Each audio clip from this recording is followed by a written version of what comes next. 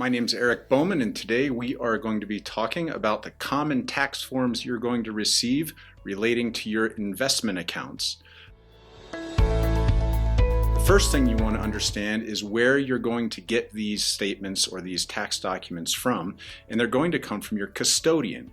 The custodian is the company where your investments are being held. So for example, Schwab, Fidelity, and Vanguard are very common custodians. The most common form that people run across is the 1099-R.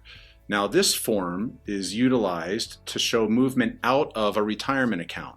The type of transactions that could result in a 1099-R are distributions, rollovers, and qualified transfers from your retirement account or a retirement annuity. Includes 401ks, traditional IRAs, Roth IRAs, simple SEP, and inherited IRAs. All of those accounts could potentially produce a 1099-R if money moved out of that account. Let's take a closer look at the 1099-R and go through some of the main components. The first one is in the upper left where it says payer's name. That's going to be the custodian. And then of course the recipient, your information will be listed below.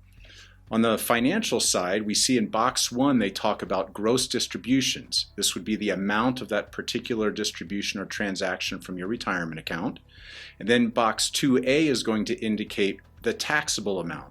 For example, if you do a qualified transfer from a Schwab IRA to a Fidelity IRA, Schwab is going to create a 1099-R for you, but because it's non-taxable, box 2A may be blank or have a 0 in it.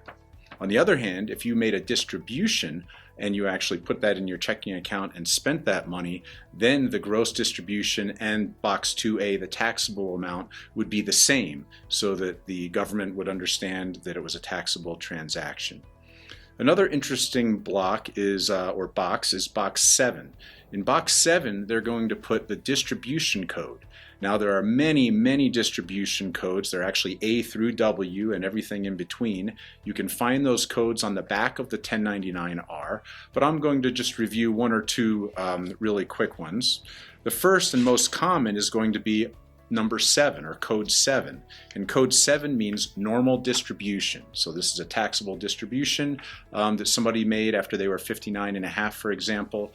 The next type of form that's pretty common is a 1099-DIV. This is a document that tracks dividends received and capital gains.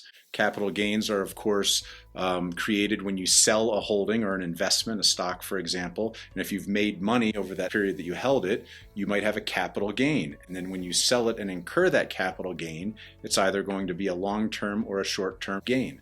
The Form 5498, on the other hand, is the form that shows money being received into an account. A couple of things that could create that situation would be, number 1, rolling money from a traditional IRA at one custodian and putting that into another IRA with another custodian. The receiving custodian is going to create the 5498. However, uniquely, the 5498 is not required to file your taxes, and because of that, they are not produced on the same timeline as your 1099-Rs.